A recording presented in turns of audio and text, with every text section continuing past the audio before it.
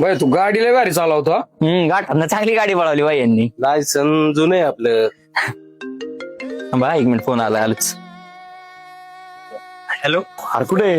मित्रांसोबत आलोय देवदर्शनाला. का रे? अरे बाप्पा नाही अटॅक आलाय. तू नाव काढल्यासारखं लवकर ये दवाखान्यात. हे बघ दादा, आता मी आलोय मित्रांसोबत देवदर्शनाला, मला काही जमणार नाही तिकडे यायला. आणि असं पण तूच त्यांचा आयुष्यभर सांभाळ केलाय ना. आता मी आलो काय माझ्या नाव प्रॉपर्टी करणार येतोय ती. आता बघ तुझं तू काय असेल ती. ठेवतो फोन मी. अरे असा कसा विधात्या झालास तो निष्ठुर रे. माणसाचीच माणसाला राहिली नाही जाण रे, राहिली नाही जाण रे. बाबा नक्की म्हणायचंय काय तुम्हाला? अरे जो स्वतःच्या जन्मदात्यांचाच राहिला नाही तो या भिकाऱ्याचा ऐकेल का काही? अच्छा, म्हणजे तुम्ही माझं बोलणं ऐकलं म्हणायचं. अशा निर्दयी माणसाचं बोलणं ऐकण्यापरीस विधात्या, अरे मला बहिरं का ठेवलं नाहीस रे? द्या द्या, अजून टोमणे द्या. तुम्हाला काय कळणार आहे माझी परिस्थिती? परिस्थिती? अरे त्याची तरी कुठे परिस्थिती होती रे तुला लहानाचं मोठं करण्याची?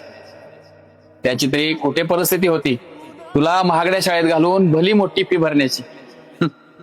त्याची तरी कुठे परिस्थिती होती रे तुझा अपघात झाला त्यावेळेस नको त्या लोकांच्या पाया पडून पै पै गोळा करून तुला वाचवण्याची? बाबा तुम्हाला कसं माहिती माझा अपघात झाला होता? मी फक्त निमित्त मात्र, करता करविता तो आहे आणि त्याला सगळं ठाव असतं. आणि तू इथं कशासाठी आला होतास? देवदर्शनाला? अरे घरातला देव दुःखात ठेवून हा देव तुला सुखात ठेवला असं वाटतंय? बाळा आता खऱ्या अर्थानं तुला त्याची गरज आहे. तो तुझं सारखं नाव काढतोय, पहिलाच आहे तू. बाबा मी आलोच एका मिनिट. जन्म देतो देव देतो मरण ऐका ना, माझ्या बाबांची तब्येत खूप सिरियस आहे आणि तुम्ही त्या बाबा. जिंदगानी बाबा मी फक्त निमित्त मात्र, करता करविता तो आहे आणि त्याला सगळं ठाव असतं.